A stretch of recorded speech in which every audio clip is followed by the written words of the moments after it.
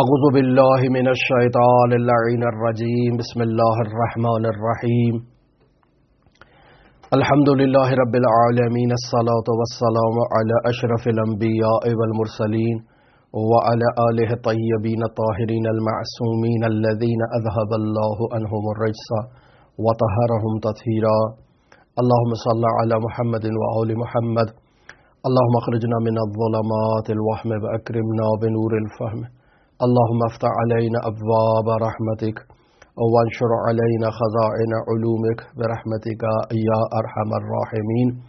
عن حماد بن عثمان قال جاء رجل إلى الصادق عليه السلام فقال يا ابن الرسول الله أخبرني عن مكارم الأخلاق. فقال عليه السلام العفو عمن ظلمك وصلة من قطعك وَإِعْطَاءُ مَنْ حَرَمَكَ وَقَوْلُ الْحَقِّ وَلَوْ عَلَى نَفْسِكَ. عزیزان محترم، کتاب شریف وسائل الشیعہ ابواب جہاد بالنفس کے موضوع پر ایک عرصہ دراز پہلے ہم نے دروس کا آغاز کیا تھا. 117 دروس اس کتاب کے بارے میں ہم نے ابواب جہاد بالنفس سے آپ کی خدمت میں بیان کیے تھے، اور بیان ہوا تھا کہ مرحوم آیت اللہ شیخ محمد تقی بہجت رحمۃ اللہ علیہ فرمایا کرتے تھے کہ میرے لیے اخلاقی معاملات پر نصیحت کرنا دشوار ہے. جو افراد اخلاقی نصیحت کے طلبگار ہیں وہ ہر روز کتاب شریف وسائل الشیعہ سے ابواب جہاد بالنفس سے روزانہ ایک حدیث کی تلاوت کریں اور اس حدیث پر عمل کرنے کی کوشش کریں. 1 سال کے بعد وہ اپنے وجود میں نمایاں طور پر تبدیلی کو مشاہدہ کریں گے. اس غرض سے ہم نے اس کتاب کا آغاز کیا کہ ایک بہترین اخلاقی درس بھی ہے، اور روزانہ کی بنیاد پر ایک حدیث کی ہم نے تلاوت کی. اس کتاب سے ہم 5 باب مکمل کرائے تھے. 6 باب میں ہم داخل تھے، اور اس 6 باب کی 5 احادیث ہم آپ کی خدمت میں بیان کر چکے تھے. آج 6 باب کی 6 حدیث، جس میں مکارم اخلاق کی 4 خصوصیات کو امام جعفر صادق علیہ السلام سے نقل کیا گیا ہے، یہاں آج آپ کی خدمت میں بیان کریں گے. وہ افراد کے جو ہماری ویڈیوز کو مشاہدہ کرتے ہیں اور گلہ کرتے ہیں کہ ہم کلام معصوم کو نقل نہیں کرتے، در واقع اشتباہ کرتے ہیں، چونکہ ہمارے چینل میں جو پلے لسٹ موجود ہے اس پر ان کی نگاہ نہیں جاتی. اہل بیت علیہ السلام کی سیرت و تعلیمات پر بھی نہایت گراں قدر موضوعات پر ہم نے کام کیا ہے اور وہاں موجود ہیں. احادیث میں خود یہ وسائل الشیعہ پر 117 درس موجود ہیں. افراد رجوع نہیں کرتے اور ان سے فیض حاصل نہیں کرتے، اور پھر یہ سلسلہ اب دوبارہ آغاز کر رہے ہیں، اور کوشش رہے گی کہ روزانہ کی بنیاد پر کوشش کی جائے کہ ایک حدیث کو آپ کی خدمت میں نقل کیا جائے. چونکہ مصروفیات میں کچھ دوسرے برنامے بھی ہوتے ہیں، بس اوقات نہیں بھی اگر اجرا ہو پاتا. کوشش ہماری طرف سے ہے، اور ہمارا وظیفہ یہی ہے کہ ہم حرکت کریں، کوشش کریں، جد و جہد کریں. خداوند متعال انشاءاللہ ہمارے خلوص کے پیش نظر اس میں برکت بھی دے گا. آپ مومنین بھی تعاون کریں، توجہ کریں، غور کریں کہ یہ ہمارے لیے مفید ہے. یعنی صرف میں آپ کو مخاطب نہیں قرار دے رہا، بندہ حقیر کے لیے خود بھی یہ چیزیں بہت مفید ہیں. آپ مومنین بھی اگر توجہ کریں تو کلام الامام امام الکلام، یہ بات بالکل حقیقت ہے کہ امام معصوم علیہ السلام کا کلام ہی تمام گفتگوؤں میں، تقاریر میں، کلام میں امام کی حیثیت رکھتا ہے. لہذا حماد بن عثمان حضرت امام جعفر صادق علیہ السلام سے اس مطلب کو اس انداز میں نقل کر رہے ہیں کہ ایک شخص امام صادق آل محمد کی خدمت میں آتا ہے. ان حماد بن عثمان کہتے ہیں کہ جاء رجل الی الصادق علیہ السلام، ایک مرد آتا ہے امام جعفر صادق علیہ السلام کے پاس. یہاں رجل کا کلمہ استعمال کیا ہے. حماد بن عثمان اس رجل کے نام کو بیان نہیں کر رہا. سوال یہ پیدا ہوتا ہے کہ کیا یہ حدیث میں ضعف کو ایجاد کرے گا؟ نہیں، الرجل کا کلمہ یہاں حدیث میں ضعف کو ایجاد نہیں کر رہا، چونکہ حماد بن عثمان اس محفل میں موجود ہے، اس رجل سے نقل نہیں کر رہے ہیں حماد بن عثمان۔ حماد بن عثمان خود اس واقعے کو بیان کر رہے ہیں کہ میں امام صادق آل محمد کی خدمت میں موجود تھا کہ ایک شخص آیا، میں اسے نام سے نہیں جانتا، ایک شخص آیا اور اس نے آ کر امام صادق آل محمد کی بارگاہ میں سوال کیا، امام نے یہ جواب دیا۔ وہ اس واقعے کو نقل کر رہا ہے، کون؟ حماد بن عثمان۔ یہاں اس روایت میں اس رجل کا کردار صرف سوال کی حد تک ہے، اس رجل کا اس حدیث کے تبیین میں یا سلسلہ سند میں اس میں کوئی کردار نہیں ہے کہ آپ کہیں کہ رجل کا چونکہ نام معین نہیں ہے تو شاید حدیث جو ہے وہ سلسلہ سند معتبر نہیں قرار پائے گا، ایسا نہیں ہے۔ امام جعفر صادق علیہ الصلوۃ والسلام کی بارگاہ میں یہ رجل آتا ہے اور آ کر کہتا ہے یبن رسول اللہ اخبرنی ان مکارم الاخلاق، اے اللہ کے رسول کے گراں قدر فرزند اور گراں قدر بیٹے، مجھے مکارم اخلاق کے بارے میں آگاہ کیجئے۔ کیوں یہ سوال کیا گیا امام صادق آل محمد سے؟ چونکہ رسول خدا صلی اللہ علیہ وآلہ وسلم فرماتے ہیں کہ بعثت لأتمم مکارم الاخلاق، میری بعثت کا بنیادی ہدف یہ ہے کہ میں مکارم اخلاق کی تکمیل کروں، انہیں بیان کروں، انہیں پہنچا دوں لوگوں تک۔ تو اب مکارم اخلاق کی تکمیل رسول خدا نے کی ہے، تو مکارم اخلاق کو سیکھنا بھی تو رسول خدا کی اولاد سے چاہیے نا، چونکہ اہل البیت ادری ما فی البیت، اہل بیت زیادہ بہتر جانتے ہیں کہ ان کے گھر میں کیا چیزیں موجود ہیں، کیا فرامین رسول خدا صلی اللہ علیہ وآلہ وسلم کے موجود ہیں۔ لہٰذا امام صادق سے سوال کرتا ہے کہ اخبرنی ان مکارم الاخلاق، مجھے مکارم اخلاق کے بارے میں آگاہ کریں۔ اب یہاں سوال یہ پیدا ہوتا ہے کہ شخص نے مکارم اخلاق کے بارے میں جو سوال کیا ہے اور امام صادق آل محمد نے 4 خصوصیات کو بیان کیا ہے، تو سوال یہ ابھرتا ہے کہ کیا صرف یہی مکارم اخلاق ہے 4 عدد، اس کے علاوہ مکارم اخلاق نہیں ہے؟ جبکہ ہم پیچھے جو اب تک کی گفتگو کر چکے ہیں اسی کتاب میں، اور یقیناً میں آپ کو تاکید کروں گا کہ آپ ان پہلے والے دروس کو جو 117 دروس ہیں اسی کتاب جہاد بن نفس سے متعلق، نہایت گراں قدر دروس ہیں، ہم نے واقعاً محنت کی ہے، یعنی بینی و بین اللہ محنت کی ہے، جدوجہد کی ہے، کوشش کی ہے کہ اچھے گراں قدر درر کو اہل بیت علیہ الصلوۃ والسلام کی سیرت و تعلیمات سے استخراج کر کے احادیث کے ذیل میں اسے بیان کیا جائے، اور احادیث کی احسن انداز میں کوشش یہ کی ہے کہ تشریح کی جائے۔ لہٰذا اگر طالبان حقیقت انصاف سے کام لے اور ان دروس کی طرف توجہ کرے تو یقیناً وہ اس نقطے کی طرف متوجہ ہو جائیں گے کہ وہ جتنے بھی دروس دیے گئے ہیں یا یہ جو درس دیا جا رہا ہے آپ کی خدمت میں، یہ محنت طلب ہے، اس میں زحمت اٹھائی گئی ہے۔ وہ افراد جو نہیں سنتے ان سے بھی اس کے بارے میں سوال کیا جائے گا، اور وہ افراد جو سنتے ہیں اور توجہ نہیں کرتے ہیں ان سے بھی اس بارے میں سوال کیا جائے گا، حتیٰ خود بندہ حقیر سے بھی اس بارے میں سوال کیا جائے گا۔ اگر میں ان نکات میں کوئی کوتاہی کروں عمدی طور پر یا خود ان پر عمل نہیں کرتا تو میں بھی یہاں سوال کا مستحق ہوں۔ یہاں مکارم اخلاق منحصر بفرد ان 4 میں نہیں ہے، جیسے بیان ہو چکا کہ مکارم اخلاق بہت زیادہ ہے۔ امام نے یہاں صرف 4 عدد مکارم اخلاق کی طرف کیوں اشارہ کیا؟ ہمارا یہ نظریہ ہے کہ اہل بیت علیہ الصلوۃ والسلام، حضرات ائمہ معصومین علیہ الصلوۃ والسلام وہ ہستیاں ہیں کہ جو افراد کی حقیقت سے آگاہ ہیں۔ سائل آیا ہے، اس نے سوال کیا ہے، امام کو معلوم ہے کہ اسے اس سوال کے جواب میں کیا جواب دینا ہے، تو یہاں یقیناً امام معصوم نے اس سائل کے وجود میں مکارم اخلاق سے متعلق جو کوتاہیاں، جو کمیاں موجود تھیں یا جن چیزوں کو اس کے لیے بیان کرنا اس مرحلے میں ضروری تھا، امام علیہ الصلوۃ والسلام نے بیان کر دیا۔ یعنی یہاں 2 احتمال موجود ہیں۔ احتمال موجود ہے کہ وہ مکارم اخلاق پر عمل کرتا ہوگا، یہ 4 چیزیں ایسی ہوں گی جن میں وہ کوتاہی برتتا ہوگا، تو امام معصوم نے انہی 4 چیزوں کو بیان کیا تاکہ وہ انہیں اپنے پہلے والے جو اعمال ہیں اس میں شامل کر لے، اب اس کے مکارم اخلاق تکمیل ہو جائیں گے۔ ایک یہ احتمال موجود ہے۔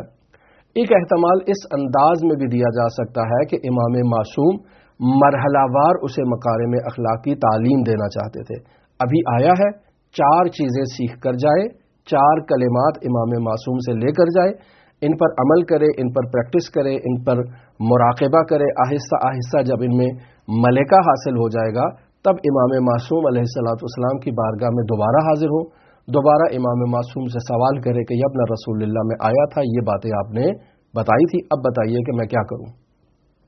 یہ بھی اس کے ذیل میں بیان کیا جا سکتا ہے۔ البتہ یوں بھی کہا جا سکتا ہے کہ حدیث میں کوئی ایسا قرینہ موجود نہیں ہے کہ جو اس بات پر دلالت کرتا ہو کہ امام نے انحصاراً 4 چیزیں کیوں بیان کی ہیں۔ حدیث میں کوئی ایسا مطلب موجود نہیں ہے، لیکن چونکہ اس باب میں اور بھی احادیث موجود ہیں مکارم اخلاق سے متعلق، تو انہیں مد نظر رکھتے ہوئے ہم ایسی تفسیر پیش کر سکتے ہیں ان سے متعلق۔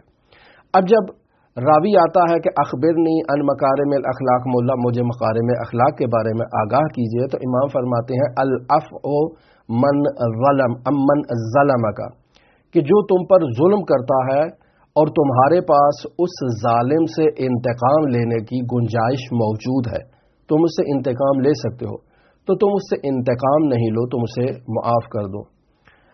یہاں عزیزان محترم 2 اس کے بارے میں بھی تشریحات بیان کی جا سکتی ہیں کہ جو ظالم مجھ پر ظلم کر رہا ہے اور میں اسے معاف، یعنی اس پہ انتقام لینے کی مجھ میں توانائی موجود ہے، قدرت موجود ہے، موقعیت موجود ہے، میں اسے معاف کر دیتا ہوں، تو یہ معاف کرنا انتقام لینے سے اس کا درجہ بہت بلند درجہ ہے۔